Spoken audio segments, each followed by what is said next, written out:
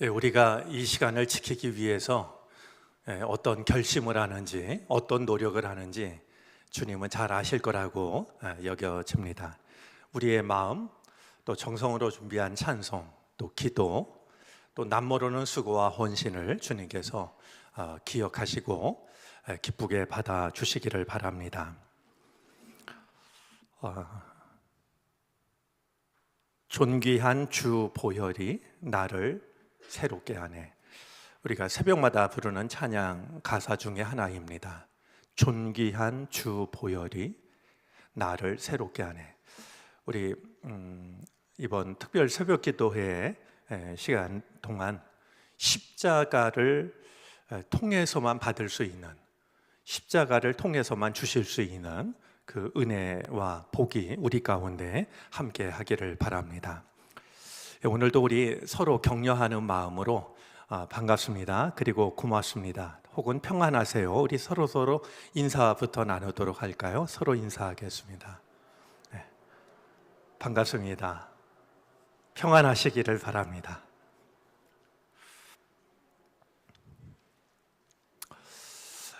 오늘은 3월을 보내는 마지막 날입니다. 이렇게 세월이 빠를 수가 있을까요? 오늘 금요 기도회는 내일 새벽 예배를 위해서 양보하기로 했습니다. 그래서 금요 기도회는 따로 모이지 않고요.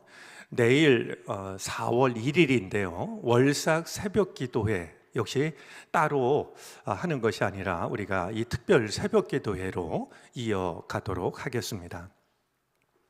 어제 어떤 권사님이 제게 내일은 어떤 제자를 만나나요? 이렇게 질문을 했는데요. 참 반가웠습니다. 그런 설렘과 기대가 우리 안에 이렇게 자라는구나 라는 생각을 하게 됐는데, 오늘 우리가 만나게 될 제자는 마태라고 하는 제자입니다. 이 마태라고 하는 제자는 예수님의 12 제자를 소개하는 우리 성경 속에 4곳이 있거든요. 이 4곳에 있는 예수님의 12 제자 목록 중에서 유일하게 직업이 소개된 제자입니다. 그러니까 본문을 통해서 그가 어떤 직업을 가졌는지는 여러 사람이 소개가 됐지만 제자 명단에 그의 직업이 세리였다, 이렇게 직업을 밝히고 있는 유일한 한 사람이 바로 마태였던 겁니다. 아마 이 성경을 마태가 본다면 기분이 나빴을까요? 저는 그렇지 않았을 거라고 생각합니다. 영광스럽게 생각하지 않았을까 하는 생각을 해보게 됩니다. 마태라는 이 이름은요, 히브리 이름을 헬라식으로 표현한 이름입니다. 마태라는 이 말은 우리가 잘 알고 있는 마띠아라는 이 히브리 말을 그리스식으로 표현한 것이 마태가 됩니다. 재미난 것은 우리 사도행전 1장에 의하면 예수님을 배반한 가룟 유다 대신에 제자 한 명을 새로 선출하지 않습니까? 그래서 이제 유스도라 하는 요셉과 또 한 후보가 있었는데 마띠아였습니다. 이 두 후보를 놓고 기도를 한 뒤에 제비를 뽑아서 가룟 유다를 대신할 이제 제자 한 명을 뽑게 되는데 그 제자가 바로 마띠아였습니다. 그렇게 생각하면 12 제자 중에는 마띠아라는 이름을 가진 제자가 2명이 되는 셈이 됩니다. 이 마태의 가장 큰 특징을 대라고 하면 이제 12 제자 목록 속에 그의 직업이 표기되어 있는 것처럼 그의 직업이 세리였다라는 사실일 겁니다.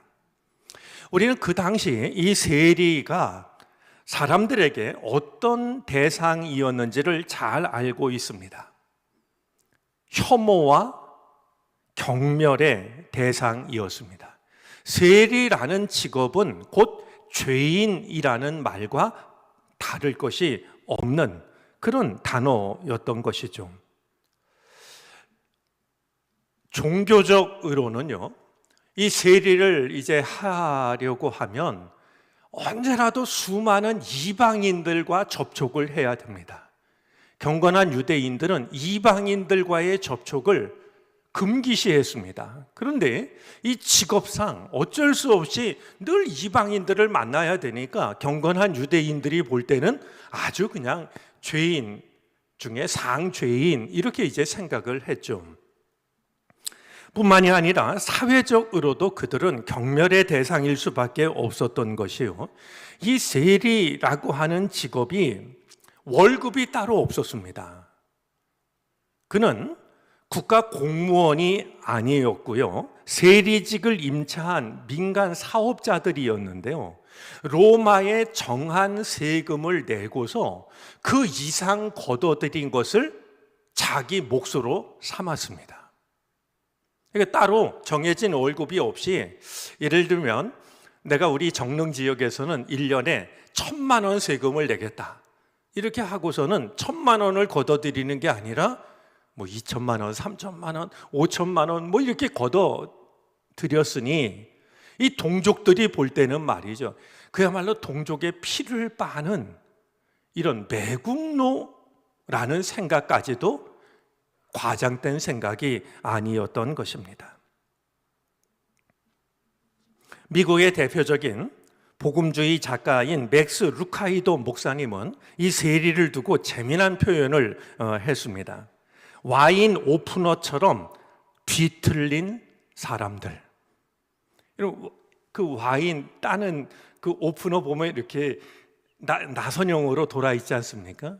이 세리들이야말로 그런 와인 오프너처럼 뒤틀린 사람들 이렇게 표현을 하는데요, 참 재미난 표현, 그리고 적절한 표현이라는 생각이 듭니다.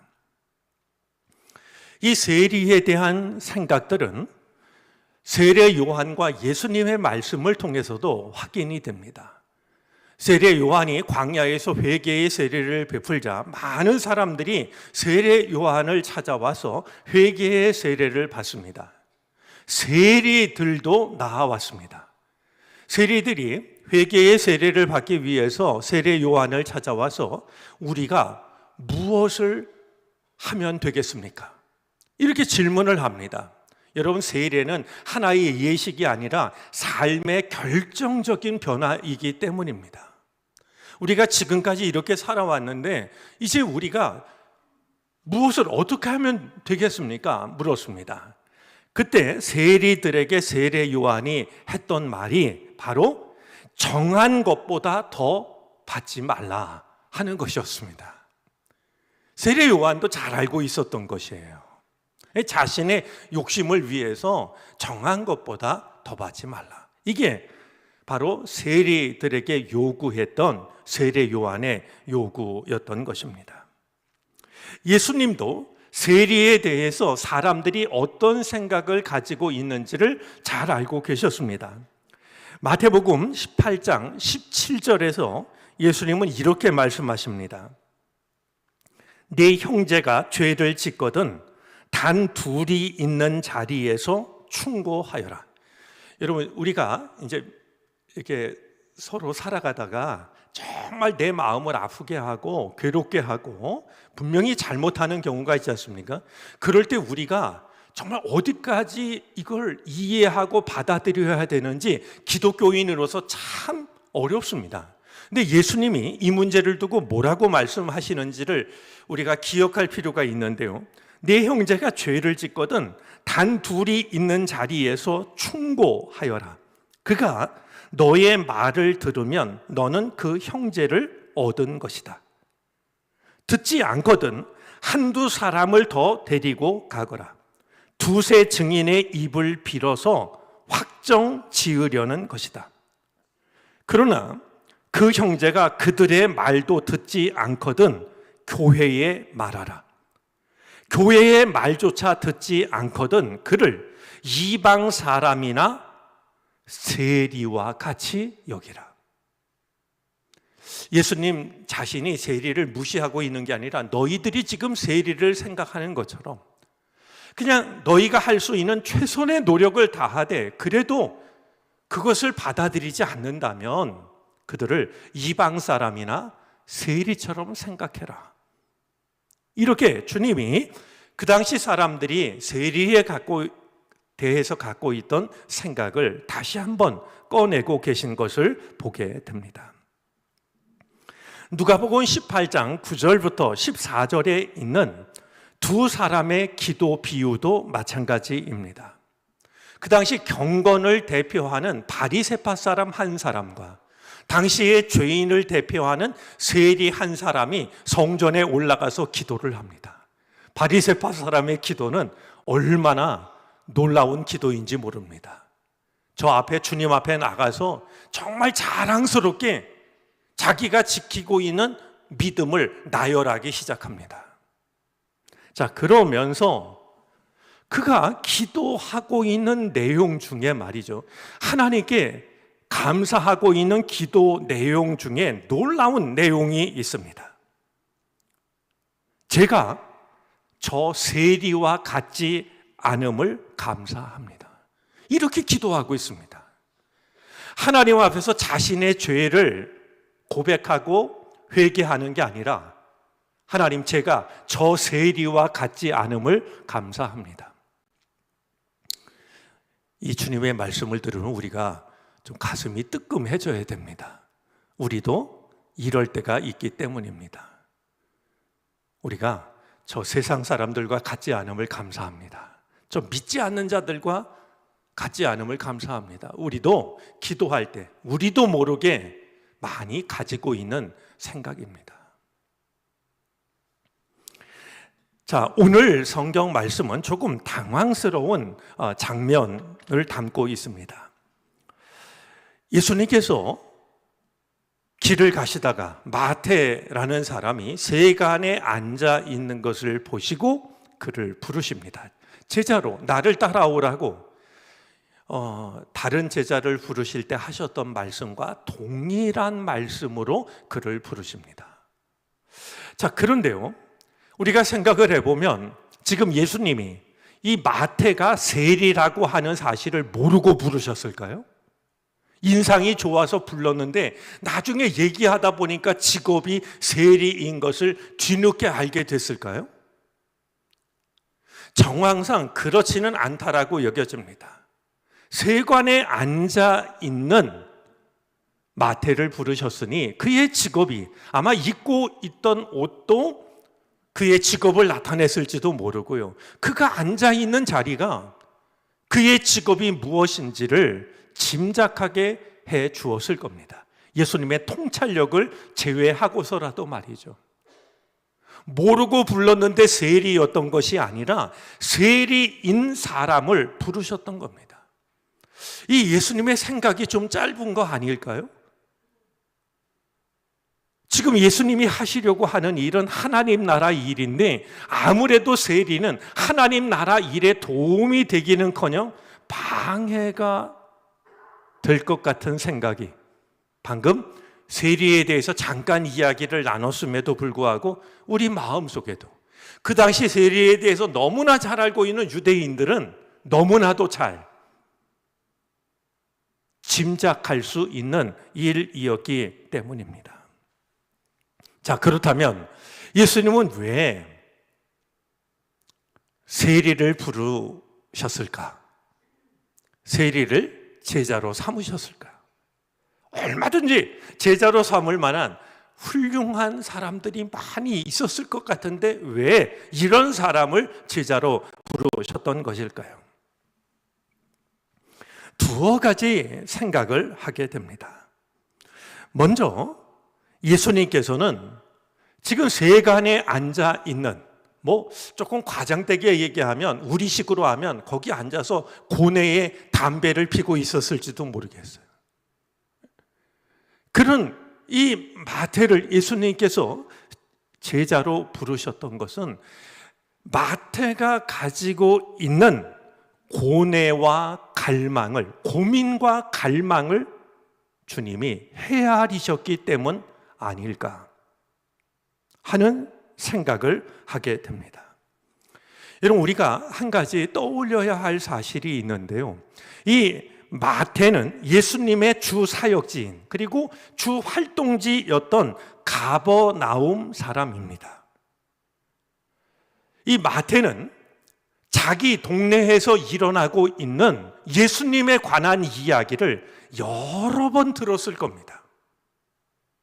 예수님이 하신 말씀, 예수님이 하신 일, 또 사람들이 예수님에 대해서 갖는 기대, 이것을 듣고 또 듣고 그러면서 그 이야기를 듣는 이 마태의 마음이 말이죠, 마치 새로운 방향을 찾는 나침반의 바늘끝처럼 흔들리지 않았을까요? 예수님의 이야기를 들으면서 아마 이 마태는 도대체 저분이 누굴까? 내가 언제 저분을 한번 만나볼까? 만나야 되지 않을까? 이런 마음속에 고민, 고뇌 혹은 갈망을 가지고 있었을 거라고 여겨집니다. 그 마음을 주님은 헤아리셨던 것이죠. 자, 또 한 가지, 이제 주님께서 이 마태가 가지고 있는 고민이나 갈망을 헤아리셨다라고 생각이 되는 이유는요, 이 마태에게는요, 그것이 성인지 아니면 또 다른 이름인지는 모르지만 또 하나의 이름이 주어져 있었습니다.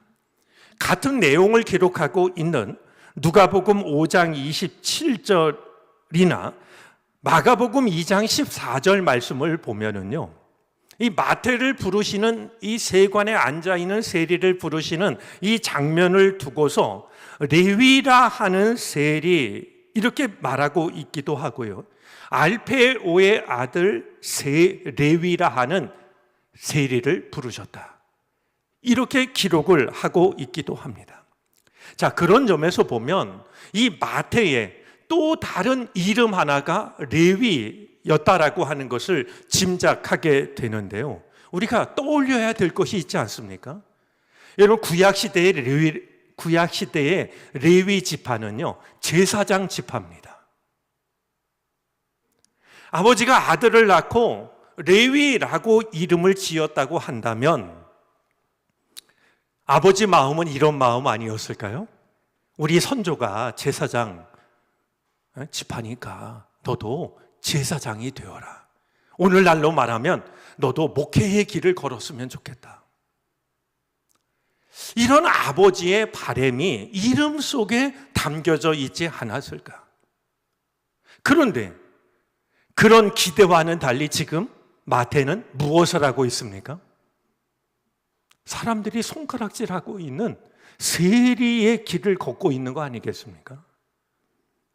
아마 여러분들 중에도 이런저런 이유로 목회자의 길을 꿈꾸다가 지금 다른 길을 걷는 분들도 얼마든지 계실 겁니다.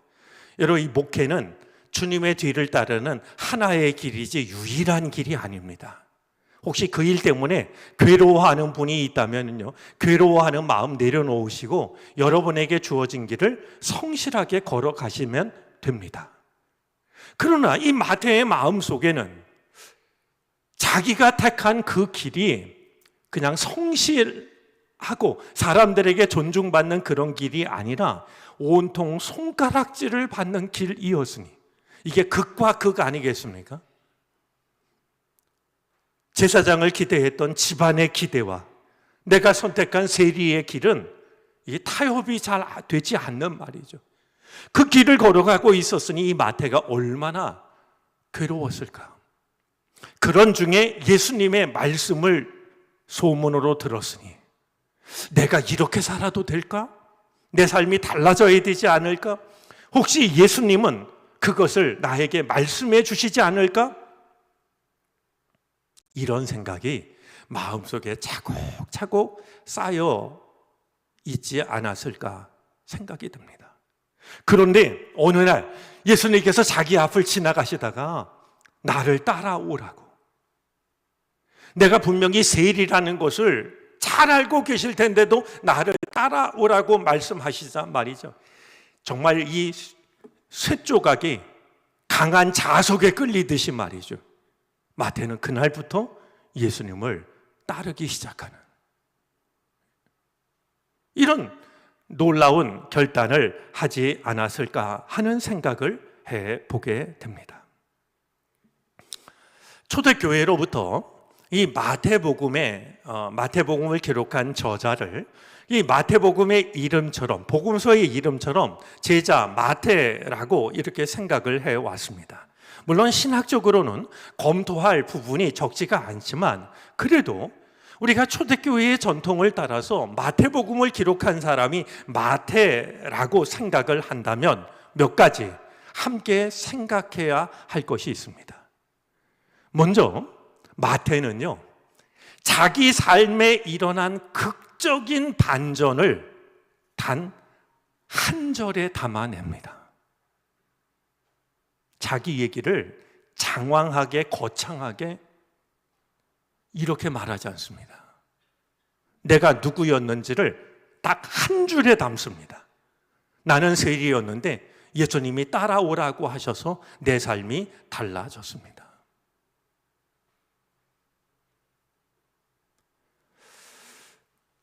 때때로 사람들이 하는 간증을 듣고 있으면 분명히 주님을 높이는데 저게 수단이 아닐까? 결국은 자기 자신을 높이는 거 아닐까? 이런 생각이 제가 못된 마음 때문인지 모르지만 그런 마음이 들 때가 있습니다. 마태를 보면은요, 이 놀라운 극적인 자기 삶의 변화를 그냥 단 한 줄에 담아내고 있는, 한 절 속에 담아내고 있는 그런 모습을 보게 되는 것이죠. 또 하나 놀라운 사실은요, 여러분 우리 복음서 안에는요, 마태가 한 말이 단 한마디도 소개가 되지 않습니다. 다른 제자들, 베드로 같은 경우는 얼마나 많은 말들을 쏟아놨습니까? 근데 마태가 기록한 말은 우리 성경 속에 한마디도 찾아볼 수가 없는 겁니다.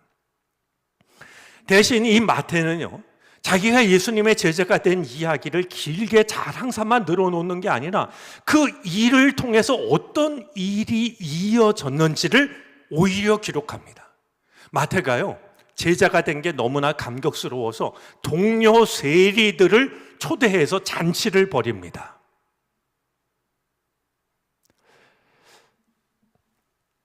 여러분, 기독교인이 되고 나서, 신앙인이 되고 나서 여러분들과 가까이 지냈던, 친하던 사람들과 일부러 단절하는 경우들이 때때로 있습니다.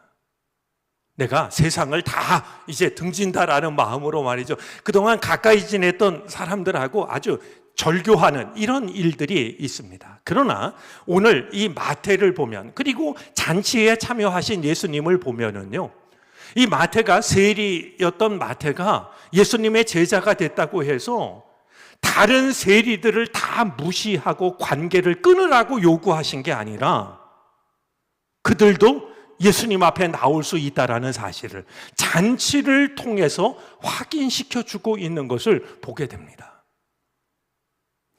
여러분들이 믿기 전에 아주 가까이 지내던 친구들이 있다면, 물론 어울려서 죄악을 범하던 그런 일이라면 모르지만 그런 게 아닌 좋은 관계라고 하면은요, 믿음을 이유로 관계를 단절하지 마시고요, 그들도 주님 앞에 나올 수 있다는 것을 여러분들이 보여주시기를 바랍니다. 이게 마태가 했던 일입니다. 그리고 예수님도 그 잔치에 참여하셨다라는 얘기는 내가 내 제자가 되기 위해서는 다른 세리들과의 관계를 끊어야 돼, 이렇게 이야기하지 않으시고 내가 달라진 것처럼 저들도 달라질 수 있어, 이것을 인정하고 축복해 주시는 것이니, 이전에 우리 가깝던 친구들, 가깝던 사람들, 그들을 일부러 관계를 정리하고 끊으려고 하지 마시고요, 그들도 주님 앞으로 나올 수 있도록 이끌어 주시기를 바랍니다. 어쩌면 이 한 절조차도 마태가 기록한 이유는 바로 여기에 있지 않을까 여겨지는 게 있는데요, 이 이야기를 하면서 마태는 그날 예수님이 들려주셨던 중요한 말씀 두 가지를 소개합니다. 하나는 건강한 사람에게는 의원이 필요 없습니다. 다만 병든 사람에게 의원이 필요합니다. 마태가 이 말을 그 자리에서 들었다면 마태는 어땠을까요? 내가 이 말 한마디는 꼭 남기리라. 이 말은 나에게만이 아니라 병든 모든 사람에게 주시는 복음의 말씀이니 내가 이 말씀은 남기겠다. 그러지 않았을까요? 글을 쓰는 저로서도 이런 말을 주님께 들었다면 이거를 기록하지 않는 게 불가능할 거라고 여겨집니다. 또 한 가지, 나는 의인을 부르러 온 것이 아닙니다. 죄인을 부르려고 왔습니다. 마태는 그날 예수님으로부터 들었던 이 말씀을 기록하기 위해서, 이 말씀을 어떤 배경 속에 하셨는지를 말하기 위해서 자기 얘기를 꺼냈던 것이 아니었을까? 이런 생각을 하게 되는 것이죠. 자, 그런 점에서 생각해 보면은요, 처음에 가졌던 질문이 있었습니다. 예수님은 왜 마태와 같은 세리를 제자로 부르셨을까? 저는 두 가지를 생각하게 되는데요. 하나는 예수님께서는 마태의 성품을 쓰시려고 했던 게 아닐까. 여러분, 세리들은요, 날마다 장부를 기록하고 확인하고 이게 몸에 밴 사람들입니다. 이런 마태가 예수님의 제자가 되어서 예수님이 하신 말씀, 예수님이 하셨던 일들을 하나하나 기록했던 것이 아니었을까요? 기록하는 것, 확인하는 것이 몸에 밴 마태가 주님에 관한 말씀을 기록할 수 있도록 주님은 이 마태가 가지고 있었던 성품, 습관을 주님은 사용하신 것이 아니었을까 하는 생각을 하게 됩니다. 여러분들에게도 다른 사람이 갖지 못한 좋은 습관, 성품이 왜 없겠습니까? 그것을 주님께 드리시기 바랍니다. 믿음이 따로 있고 성품과 습관이 따로 있다고 생각하지 마시고요.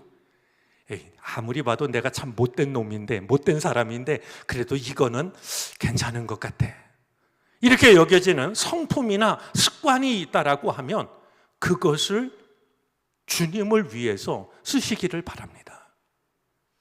마태가 그것을 보여주고 있습니다. 또 한 가지, 주님께서는 이 세리였음에도 불구하고 그를 부르셨던 것은 말씀드린 것처럼 마태의 마음속에 남아있는 숨은 갈망을 아셨기 때문이었습니다.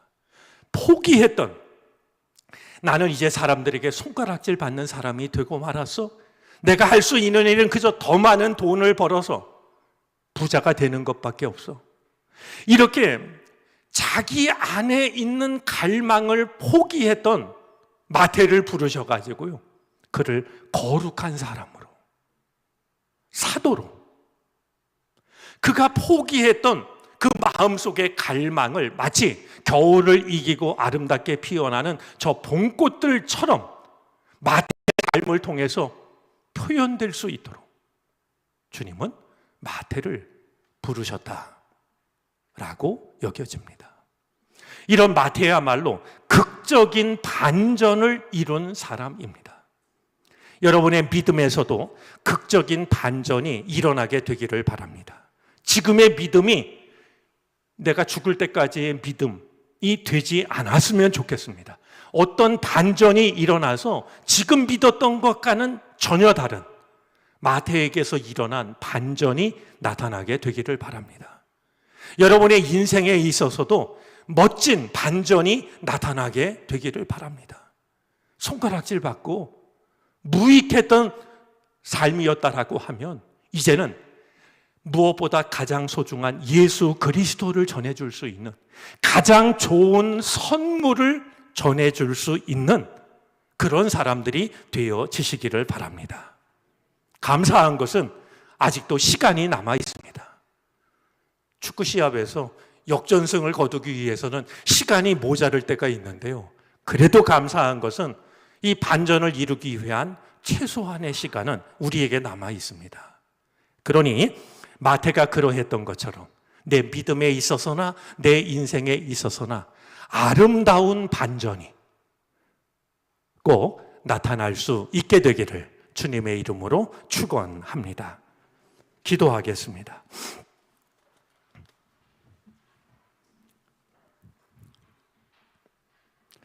우리가 이 자리를 지키기 위해 마음속으로 다짐했던 다짐이 있고 또한 알게 모르게 노력한 노력들이 있습니다.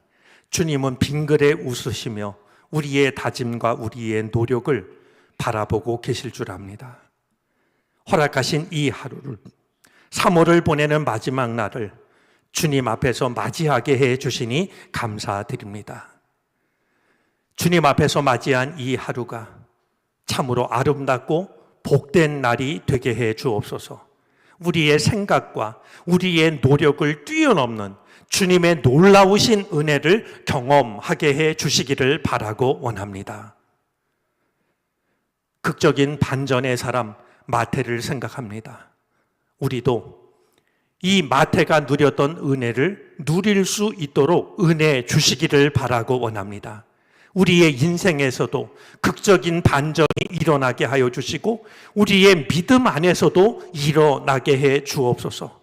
손가락질 받던 삶에서 가장 귀한 것을 선물로 나누어 주는 복된 변화가 가능할 수 있도록 우리를 도와주시기를 바라고 원합니다. 주님, 오늘도 주님 앞에 나아오는 이 시간을 준비하며 또 나아오며 예배하며 말씀 들으며 또 집으로 일터로 돌아가며 우리는 주님을 바라봅니다. 주님, 이 모든 시간이 주님과 동행하는 시간 되게 하여 주시고 주님께 기도하는 시간 되게 하여 주시고 주님의 세미한 음성을 듣는 시간이 되게 해 주시기를 바라고 원합니다. 오직 십자가를 통해서만 주실 수 있는 그 은혜를 우리에게 허락해 주옵소서. 나를 건지시고 나를 살리시는 그 은혜를 간구합니다. 주님 밖에는 그 은혜를 주실 분이 없기 때문입니다. 오늘도 정성을 주께 바칩니다. 우리의 어려운 이웃들, 세계 열방, 특별히 전쟁과 이제 지진으로 인하여 낙심한 이들을 우리가 기도로 떠올리며 그들을 위해 마음을 합합니다. 주님의 손길로 전해지게 하여 주시고 우리의 삶을 축복하여 주셔서 주의 사랑을 더 많은 이들에게 전하고도 넉넉한 삶을 살아가게 하시옵소서. 지금은 우리 구주 예수 그리스도의 크신 은혜와 하나님 아버지의 무한하신 사랑하심과 도우시며 이끄시는 성령의 은총이 하루의 처음 시간 주께 나와 주님을 바라보고 삶의 자리를 향하여 나아가는 우리 모두 가운데 이제로부터 영원토록 함께 계시옵기를 간절히 축원하옵나이다. 아멘.